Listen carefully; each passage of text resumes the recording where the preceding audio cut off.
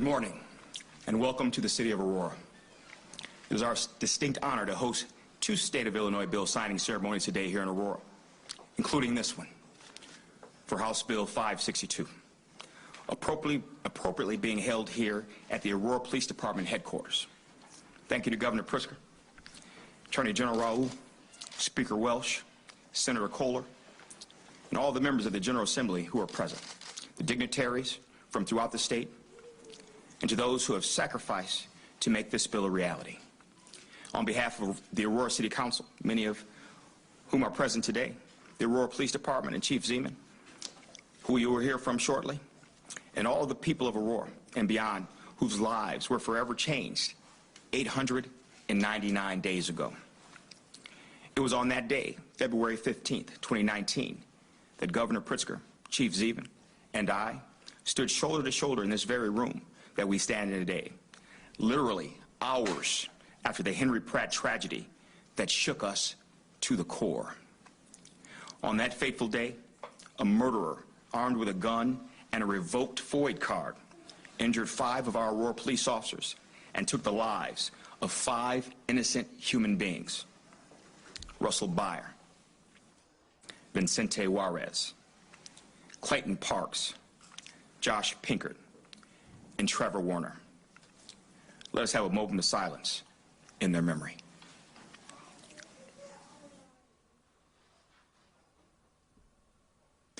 As the detail of that tragedy were later revealed, it became clear that it could possibly have been prevented, and certainly any future tragedies could be prevented through an overhaul and strengthening of the FOID card process.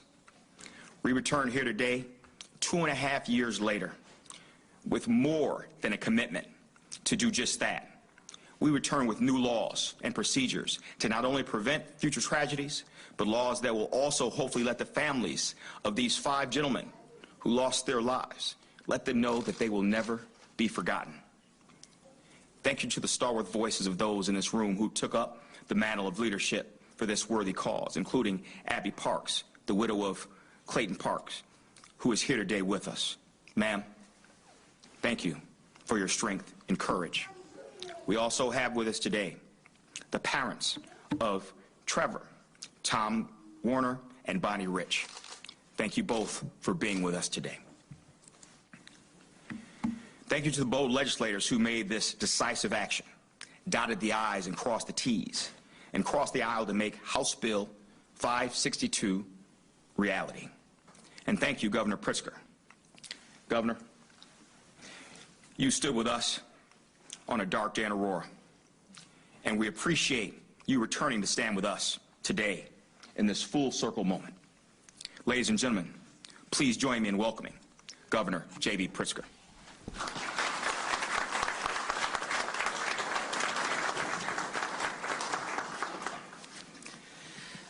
Thank you very much, Mayor Irvin. For the city of Aurora and for its residents, today's announcements are cause for a variety of emotions.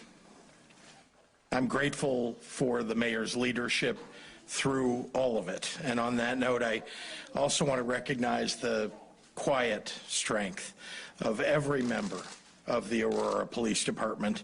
And I want to congratulate Chief Kristen Zieman on her upcoming retirement and thank her for setting an example for all of us in leadership throughout the state of Illinois.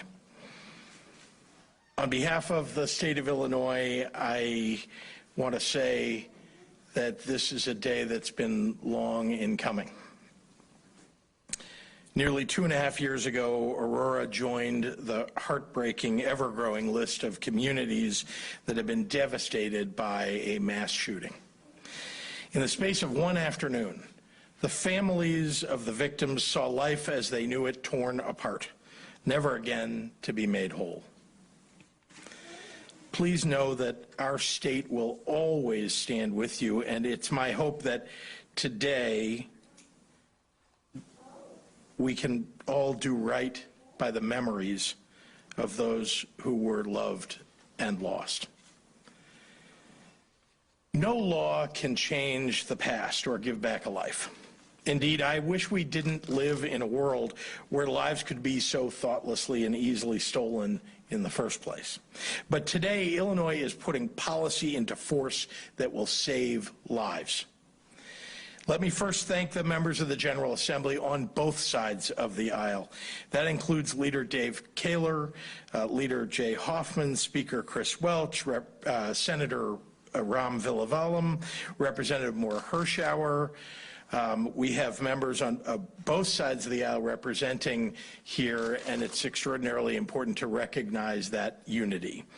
Also leading this effort was our Illinois State Police Director, Brendan Kelly, and his team, our great Attorney General, Kwame Raoul, the Gun Violence Prevention PAC, Moms Demand Action, Live Free Illinois, Prentice and Diane Wynn, and Live Free Rockford, and hosts of voices speaking out on behalf of peace.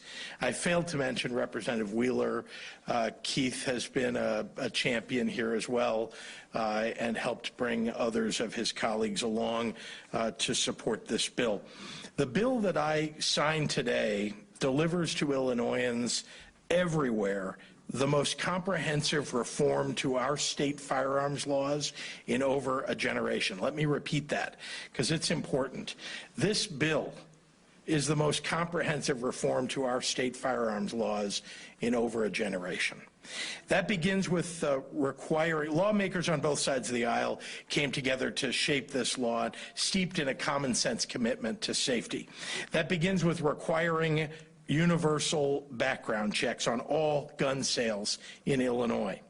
Prior to this change, people with dangerous histories who shouldn't possess a weapon, and the Illinois State Police denies firearms licenses to thousands of these individuals a year, could avoid detection through a private sale. That's a deadly loophole. And in Illinois, we're closing that down for good. Of course, making it harder for those who want to do harm to get guns is only one piece of the puzzle. We're also beefing up our ability to detect violent threats and to put a stop to them. That includes properly funding the Illinois State Police in their enforcement efforts to retrieve firearms from people who have lost their license to own a gun. And it means that we're hardening the background check process with stronger identification processes, like fingerprints, so that the Illinois State Police can more easily identify the FOID applicants and firearms purchasers, as well as increase the frequency of the background checks. Responsible gun owners who opt into this process will see their FOID and concealed carry applications expedited, not only at application, but for every renewal thereafter.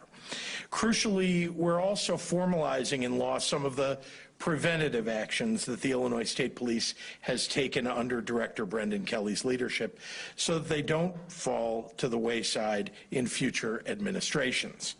That includes giving all Illinois law enforcement agencies access to the FOID status of any individual, ensuring state police continuously monitor federal and state databases for any new threats to safety, requiring every Illinois law enforcement agency to submit ballistics information to national crime databases within 48 hours, and making available to the public all firearms reported stolen to crack down on illegal gun trafficking. We're also making it so that funds from conceal and carry license fees will support community-based, trauma-informed mental health programs aimed at reducing gun violence before it starts. I see some people snapping and clapping quietly in the background. It's okay to do it out loud.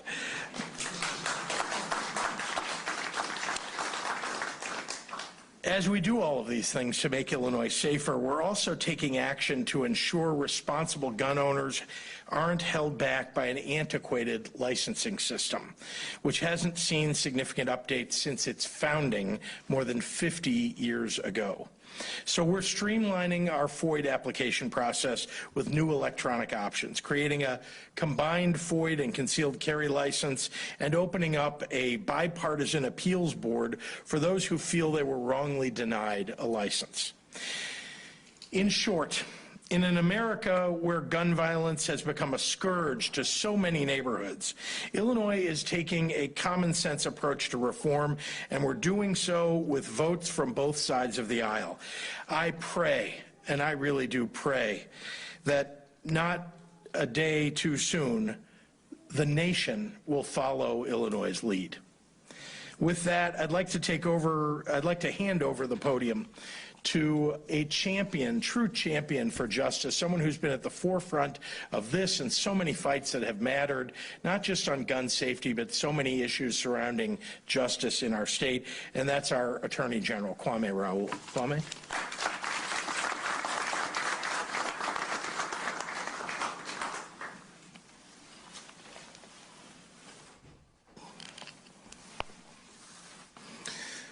Good morning. Thank you, Governor Pritzker. Thank you, Director Kelly, for your leadership. And to the members, my former colleagues in the General Assembly, thank you for allowing me to come share the podium as a result of the work that you've done, along with Director Kelly. And Mayor Irvin, thank you for letting me back into your town. Last time I was here, I proposed to my wife. So got good luck here.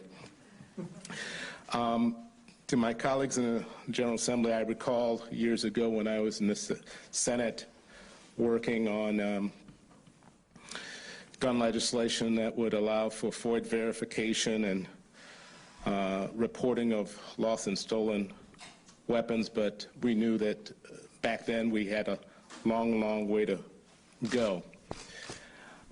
And on behalf, and I'd like to again express deepest sympathies to the families, the loved ones who lost their lives during the mass shooting in Aurora, and salute the officers who stepped up to prevent further loss of life in February of 2019. You know, on the day that I took my oath of office to become Illinois Attorney General, I announced that my office would prioritize violence prevention. Effective violence prevention requires a multifaceted approach as reflected in this comprehensive bill. Partnerships between local law enforcement and state and federal government agencies are critical in order to reduce gun violence and violent crime in communities throughout our great state. I commend the Illinois State Police and the legislature for recognizing this and passing this bill as another step in our collective goal to prevent violent crime. It is important to note that this bill passed, as the governor mentioned, with bipartisan support. That don't always happen. And with sponsors who represent districts across the state, showing that violent crime impacts all communities and efforts to reduce gun violence do not need to be politicized. My office has undertaken steps to partner with local, state, and federal law enforcement agencies to get guns out of the hands of dangerous individuals and curb gun trafficking. We have developed training for law enforcement partners for the implementations of the firearm restraining orders. We have partnered with federal, state, and local authorities to investigate and charge gun running cases. We are currently working with Everytown to build a crime gun tracing platform that will help investigate the source of a crime gun, identify straw purchasers, and provide a big picture look at gun trafficking patterns. And I stand ready to continue to collaborate with Illinois State Police and other law enforcement agencies to effectuate the provisions of 562 that strengthen gun tracing efforts and FOID revocation enforcement. And my office will continue to focus resources on the many ways we can work to prevent gun violence and violent crime. We're also partnering with Secret Service and the National Threat Assessment Center to offer threat assessment trainings to educate and empower individuals to help identify concerning and threatening behaviors with the goal of preventing mass shootings and incidents of gun violence. I also recognize that without access to support and services, today's survivors of violent crimes can become tomorrow's perpetrators. And we have a unique opportunity to interrupt the cycle of violence by providing much-needed assistance to crime survivors. This is why we've worked to improve the Illinois Crimes Victims Compensation Program. Through ongoing engagement with community stakeholders, violence prevention experts, service providers, and survivors, we have identified areas for improvement. This has allowed my office to expand the resources available to survivors of violent crime and adjust its policies, operations, and processes to better serve survivors and families with trauma-informed, victim-centered approaches. I'm committed to continuing to use these tools within my office and building upon our partnerships with the Illinois State Police and other law enforcement agencies to work to prevent violent crimes and support crime victims across the state. And I'm committed to continuing to work with the legislature. And with that, I'm going to pass the podium to my colleague and good friend from Peoria, Senator Dave Taylor.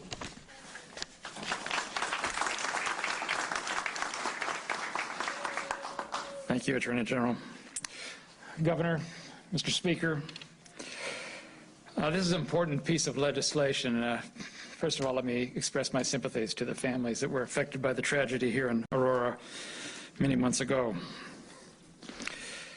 The goals of this legislation were really twofold, and Leader Jay Hoffman, who was the House sponsor, and myself understood that as downstate legislators, we had a responsibility to make sure that we had a bill that was fair, that protected responsible gun owners as well as tried to get at the problem.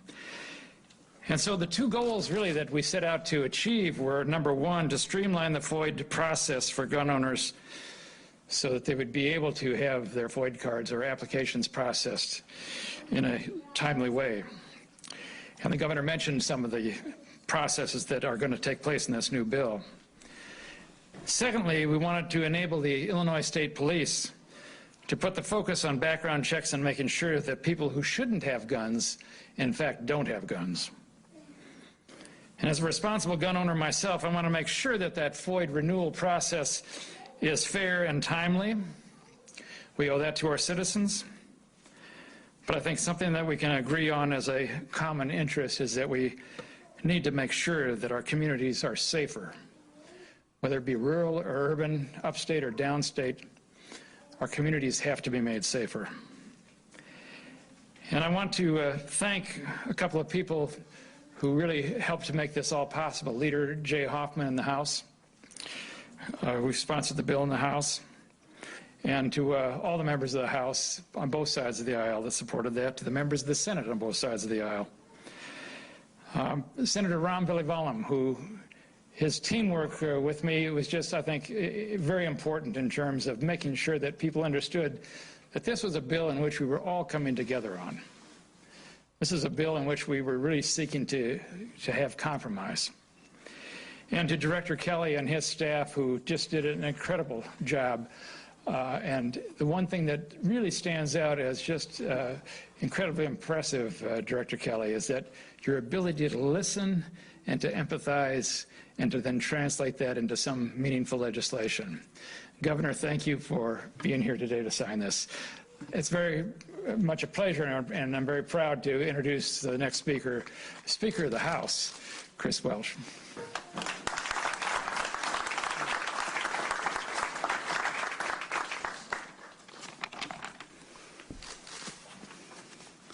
Thank you, Senator. Good afternoon, everyone.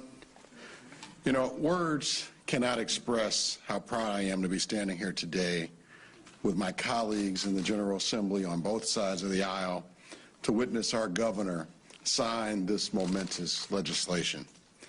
Not only will this legislation modernize and ensure the constitutionality of our FOID system, but more importantly, the governor's signature on this bill today will save lives. The work we did this past session will save lives.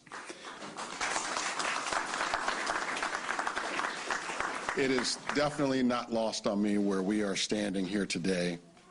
Mayor Irvin, thank you for inviting us out here today. Chief Zieman, congratulations on your retirement, and what an amazing, wonderful career you have had. Congratulations to the incoming chief and to all of the members of this dynamic law enforcement department. It was right here in Aurora 2 years ago where officers received the horrific news of an active shooter. An active shooter. And it was these officers who ran toward that active shooter.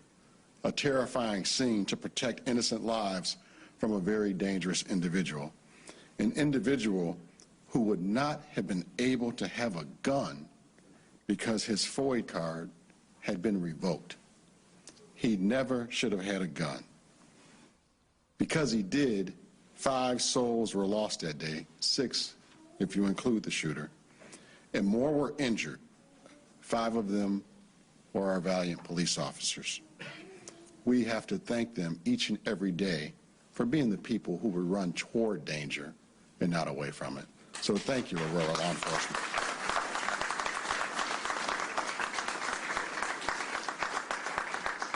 It breaks my heart to know that this could have been prevented. But it also inspired me, a new Speaker of the House, while my colleagues worked on this legislation, knowing that we would be providing the guidance and resources to do our part to make sure this never happens again. With this bill that Governor Pritzker is signing into law today, state police will monitor the state and federal crime databases to compare them with our FOID license holders and can initiate revocation proceedings. This will ensure that those who are a danger to themselves or others will not have a firearm. I repeat, those who are a danger to themselves or others will not have a firearm. This measure will also incentivize those looking to get a FOID card to provide fingerprints, allowing them to have their card automatically renewed. Not only does this make it more convenient and streamlined, but it's also another means of security to make sure firearms are not in the hands of dangerous individuals. It will require even private gun sales to include a background check to make sure every time a firearm changes hands, it's done so in a safe manner. These are simple, common sense changes that will save lives. And I want to thank all of the advocates for your work that you do. It is not unnoticed. I want to thank the Moms Demand Action for the work they do each and every day to make common sense gun laws like this happen. I want to thank GPAC for their work that they do each and every day. Kathleen Sansis is a tireless advocate for common sense gun reform. And I certainly want to thank Leader Jay Hoffman, Representative Maura Hirschauer, and Senator Kaler for their sincere efforts in getting this legislation on the governor's desk. And I just want to take one moment to particularly thank Representative Hirschauer, who really impressed me as a freshman legislator, taking on an experienced legislator like Leader Hoffman.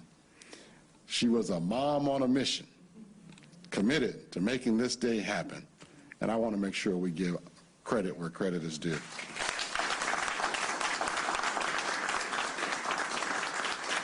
We know that because of the diversity of this state, legislation surrounding firearms can oftentimes be quite difficult, and this was no exception. This bill came together, though, because of compromise. Everyone working together. Because we worked together, we made it happen. It has the support from advocates, the Illinois State Police, and hundreds of others. And so, without further ado, I would like to bring up my friend, a leader, a dynamic leader in law enforcement, someone that I enjoy working with each and every day I go to work. our respected Director of the Illinois State Police. Please welcome Brendan Kelly.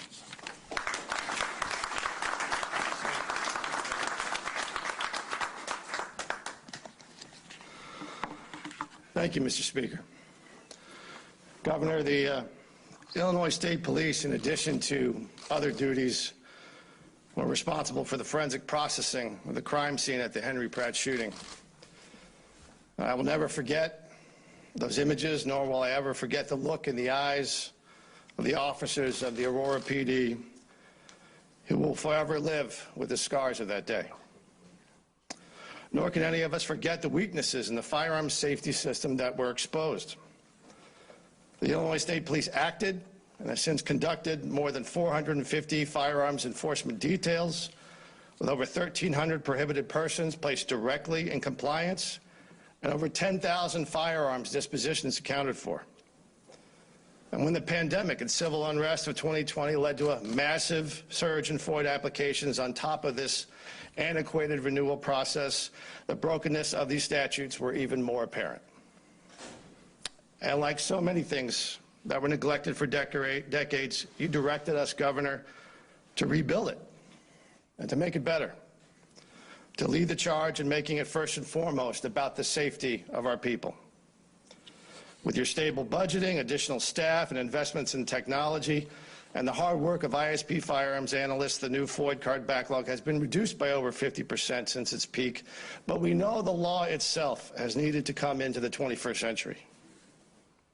In addition to the many efficiencies and safety measures mentioned by others here today, this act creates the framework for voluntary use of fingerprints from other state background check systems, modernizes the drug enforcement statutes of the state so regional Illinois State Police drug trafficking units can investigate co-occurring gun trafficking. And it requires timely submission of ballistics evidence to the National Integrated Ballistic Information Network. That is a key and long-standing request of our federal partners. We've achieved this bipartisan legislation through the values of the Illinois State Police: integrity, service, and pride. By being honest brokers with all stakeholders, by communicating with anyone, anytime, regardless of party or position, and adhering to objective facts and transparently sharing information and evidence for the public and decision makers to enact solid law and strong policy. The ISP mission for firearms enforcement is to focus on safety, not bureaucracy, to make it hard for the bad guys and easier for the good guys. With the most comprehensive state firearms legislation since the creation of FOID, I am grateful to everyone here for the progress today towards fulfilling that mission. Our oaths require it, and the souls of those taken from us demand it. Now, it's my honor and privilege, as she ends her career at Aurora PD, to introduce my colleague, my friend, the Chief of the Aurora Police Department, Chief Kristen Zieman.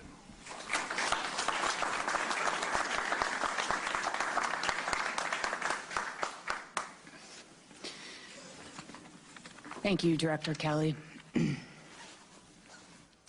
2.5 years ago, our Aurora community was ripped apart when a disgruntled employee shot and killed 5 colleagues at the Henry Pratt Company and wounded 5 of my officers.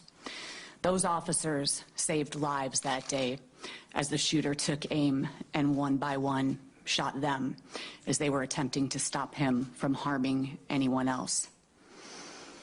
What has kept me up at night since that horrific day is that the shooter used a gun he never should have had. He used that gun to steal these precious lives. He had a revoked FOID card, which should have rendered him unable to continue owning a firearm, but a broken system caused the revocation to fall through the cracks. February 15th of 2019, the day of our mass shooting, was a defining moment in my career. While our officers were trained and prepared to respond to an active shooter, nothing could have prepared me for the pain I felt on behalf of the victims' families and our wounded officers. Mr. Wehner, Bonnie, Abby, there's not a day that goes by that I don't think of you. When we uncovered that the shooter had his FOID card revoked, we immediately knew that we needed to help fix a broken system. One of the first conversations I had was with Director Kelly regarding just that, and there was no finger pointing. Instead, it was a vow that we would fix this. My team at APD started working with our lawmakers to keep these illegal guns off the street. My last day as the Aurora Police Chief is this Friday, and it is remarkable to see the work put into action so we can better keep our community safe when it comes to gun violence. Simply expanding background checks on all gun sales, record keeping of those sales, and expanding funding so police can deal with people who don't turn in their revoked FOID cards will help reduce the chance that another person slips through the cracks. This new bill will allow us, the state police, and other law enforcement agencies across Illinois to identify people who unlawfully try to purchase a gun and for the first time create a statewide stolen gun database. This will continue our effort and focus on getting illegal guns off the street and keeping them away from people who wish to do harm. We cannot bring back the precious souls of the lives that were stolen, but we have channeled that pain into action and, God willing, preventing the next shooting by keeping guns out of the hands of those who wish to do harm. Thank you, Governor Pritzker, and to all of our state lawmakers. Thank you for championing this important legislation into law to protect all of our communities. It is my honor to now invite to the microphone the president of the Gun Violence Prevention PAC, Kathleen Sanses.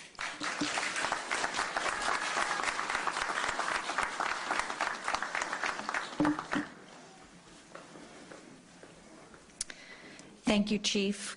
Good afternoon, Governor and Speaker, and all members of the General Assembly.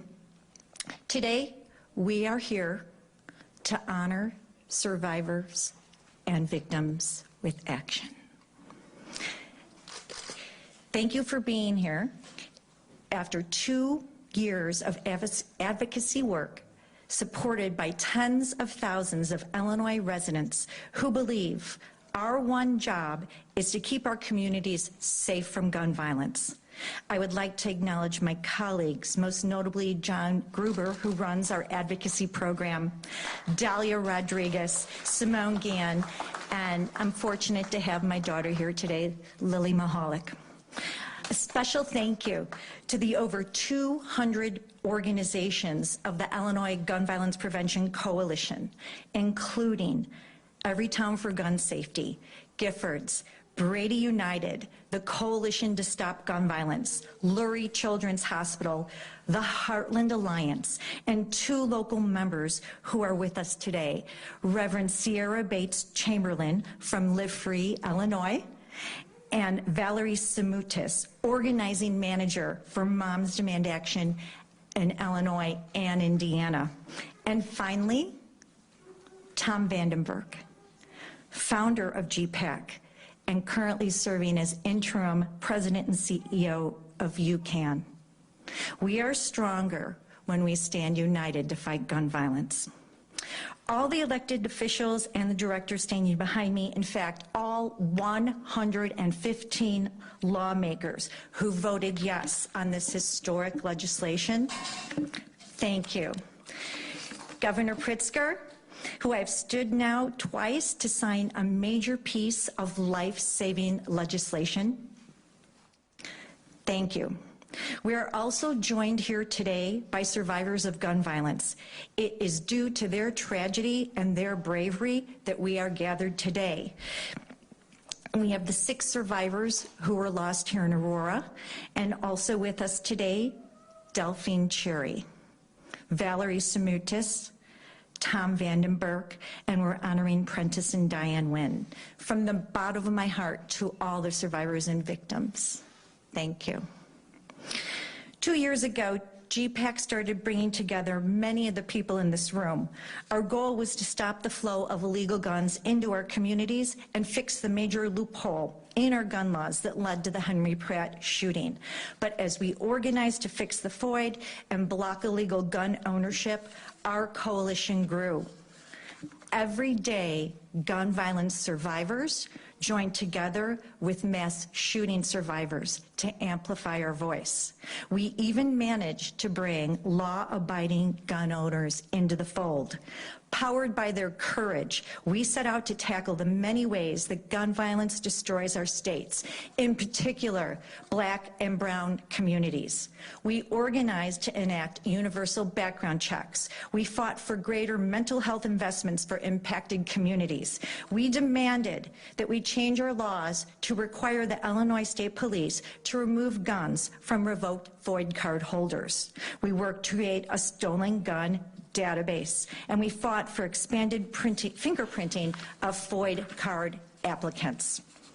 And we refused to take no for an answer, even when the global pandemic shifted attention from our gun violence epidemic. Today, I am proud to report back that the bill Governor Pritzker will sign includes all of that and even more. In this process, we set an example for the nation. We showed that gun violence prevention advocates can work with law-abiding gun owners to pass common sense public safety measures. Of course, our work is not done. So far this year, there have been 1,915 shootings in Chicago, and 434 people have been murdered with guns. That includes 114 shootings and 22 people murdered just 1 week ago. This bill does not bring them back, but we are going to continue to work. And the scourge of gun violence will not go away overnight. Today is a good day. We made our state and country a safer place. We started tackling a major equity issue that disproportionately affects our Black and brown communities, and we did our one most important job, keeping our communities and kids safe. Thank you, Governor Pritzker. It is now my honor to introduce survivor Abby Parks.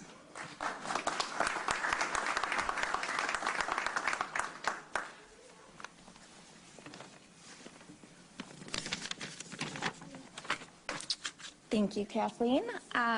Good afternoon. My name is Abby Parks, and my son Axel is here with me today. I am here today as a mother, a widow, and a survivor who lost my husband and Axel's father, Clay Parks, in the Henry Pratt Company mass shooting here in Aurora. I want to tell you about the loving father and supportive husband Clay was. I want to tell you he was the type of friend that always had your back, that he was fiercely loyal to the people he loved. But the truth is, Clay was so much to so many people that it's hard to put into words the kind of person he was, because nothing I really say even scratches the surface. But his absence in everyday life is felt by all those who knew and loved him. Since Axel and I lost Clay, I have worked to keep his memory and legacy alive. Part of that work means addressing the fact that Clay and the 4 others taken that day could still be with us if illegal guns were not left in the hands of people with revoked FOID cards. The shooter at the Henry Pratt Company had his FOID card revoked, which means he was legally prohibited from having a gun, yet he was able to keep his weapon. However, House Bill 562, which Governor Pritzker will sign today, requires Illinois State Police to remove guns from the people who have had their FOID cards revoked but do not relinquish their weapons, like the man who killed Clay. Once it becomes law, HB 562 will save lives and save families from experiencing the loss and pain that my family lives with every day. Governor Pritzker and members of the General Assembly, thank you for honoring Clay and those lost with action. And now, here's Governor Jb Pritzker.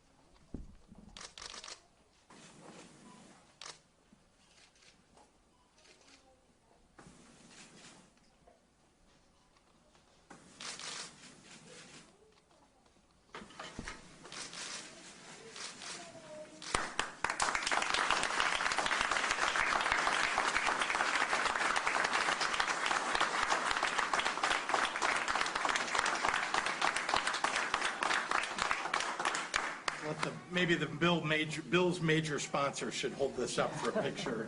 And where's Maura? Thank you, Governor.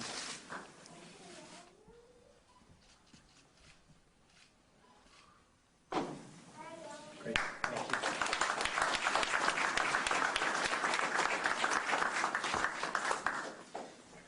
I'm happy to take questions from members of the media. Yes, Governor. Thank you, sir. How soon will the state have the staffing and resources available to implement these expanded gun background checks? And could you also offer a comment, sir, about the current mask situation in our local schools and the debate that it's causing in our communities? Sure. Let me call on our Director of ISP to answer the first part of your question. I'll come back and answer your question about masks.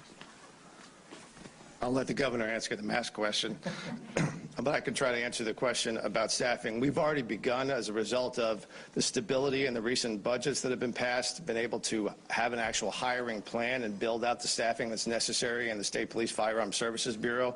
So we have doubled the number of firearms eligibility analysts and have some additional staff that we've augmented to try to tackle the backlog and make sure that there's no backlog when it comes to the background check process. We've been able to reduce it from its peak by half as a result of that. In addition, because of that stable budgeting and not sweeping those funds as has been done in previous years, we have now the ability to invest in the technology that's needed to streamline this process, but not just streamline the process, but also be able to more quickly zero in on the individuals who are potential threats, have more accurate identification. So that process has already begun with the changes that are in this bill, where the FOID fee will be reallocated, half to administration, half to enforcement. We will now have a dedicated funding stream that will go to those things that are necessary to administer the program, but also a funding stream which never existed before that will go to hiring additional police officers that will do that enforcement, as well as augmenting the current budget that we have to pay for things like overtime, to pay for the extra work that's necessary to maintain these firearms enforcement details. As I've mentioned, since the Henry Pratt shooting, we've done over 450 of those details, but that was with existing resources. So now we're going to take the extra resources that come as a result of this legislation being passed and be able to build that out and make sure that we're covering as many revokees as possible to ensure that the firearms disposition reports, where we account for those firearms, that number continues to grow, where we have the number of revokees and then the number of dispositions accounted for, and that we close that gap so that we get closer and closer to be able to account for every firearm that may have been in the hands of someone who's been revoked. With regard to masks, let me begin by saying that the CDC issued guidance, as you know, last week, which we've adopted already for the state of Illinois through the Illinois Department of Public Health. Strong recommendation that people who are in indoor environments mask up, that in schools, recommendation that kids mask up. And I must say that, we should be encouraging everybody, and I need to say this over and over again, anybody that has not been vaccinated, this is the best way to stay safe. Get vaccinated. If you've not been vaccinated, get vaccinated. And it's available to you right now. Within an hour, you could be at a Walgreens, a CVS, at one of our departments of public health across the state getting vaccinated. It's free. It's free and it's widely available, so please go do it. And again, we're going to do everything we can to keep up with not only that guidance, but also local governments, local officials have the ability to put in stronger mitigations if they want to, if they need to. Governor, I've got a couple of questions, and then I've got a couple of questions that have come in to me. First of all, I guess, how do you enforce the private sales aspect of this? And the reality that police find all the time is that criminals always find a way to get a gun. So how much is this really going to make a difference? Well, I'm going to take the second part of that first, then I'm going to ask the director to come up. Look, we are constantly chasing all the ways that criminals are attempting to get around the law. That's just a fact of life. But every loophole we close, we get closer and closer to safety for our communities. And that's why, I wouldn't look at this as the end of a process, but nonetheless a beginning of a process to make sure that we are keeping illegal guns out of the hands of people who shouldn't have them. Well, to the governor's point, public safety, and particularly when you're talking about gun violence, is often a game of inches. And it's every little inch that matters, every little measure that you can take that will reduce the chances that someone will have access to a firearm that shouldn't. We know there are many, many sources of illegal firearms. We know that they come from originally legal sources and they wind up making their way into the illegal gun market. One of those ways, right now, every year there's about 40 to 50,000 private transfers that occur in this state that are not subject to a federal background check. With this legislation, we will be putting a system in place that will create actually options to make sure that those private transfers go through a federal background check. They'll be able to either do it online or they'll be able to do it at an FFL. We've given them that option. That was part of the compromise that was worked out in this bill that made common sense for lawful gun owners. And by requiring a federal background check, you're going to reduce the chances that that firearm is transferred to someone who shouldn't have it.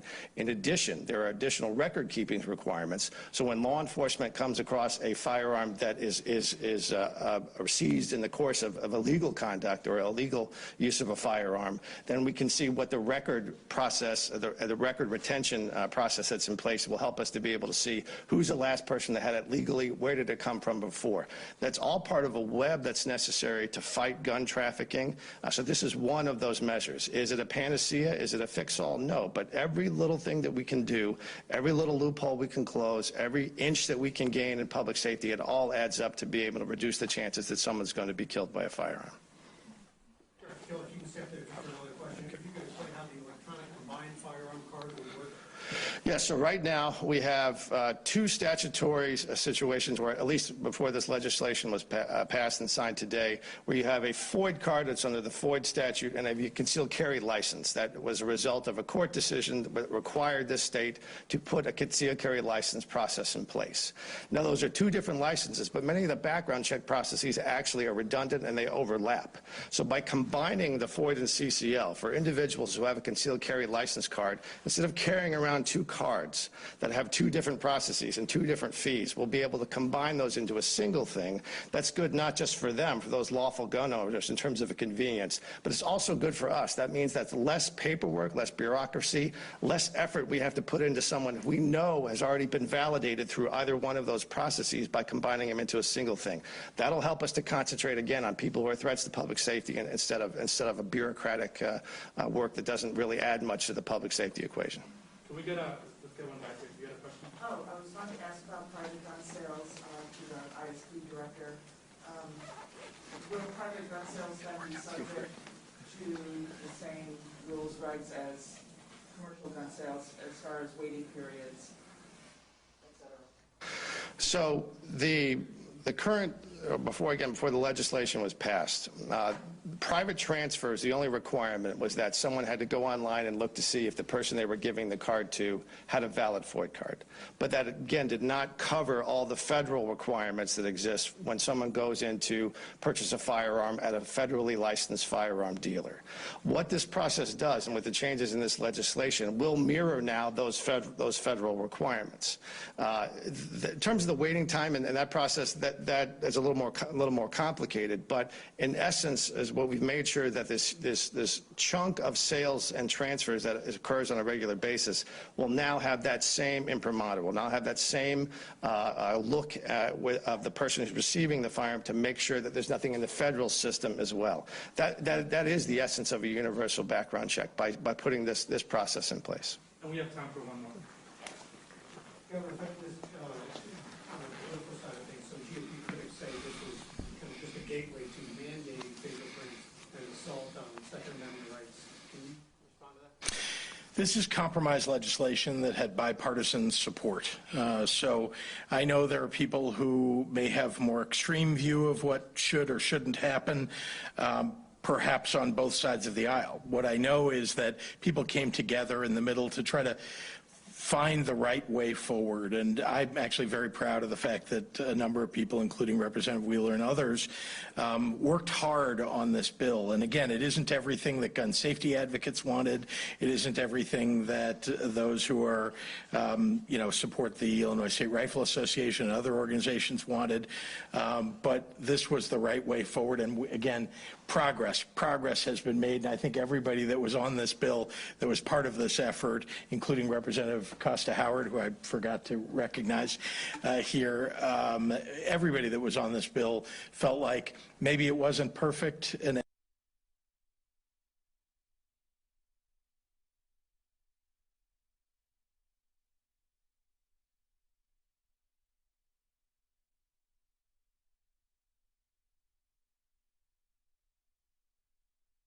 who I forgot to recognize here, everybody that was on this bill felt like maybe it wasn't perfect and everything that they wanted, but it was something that they were able to reach a compromise and make progress on.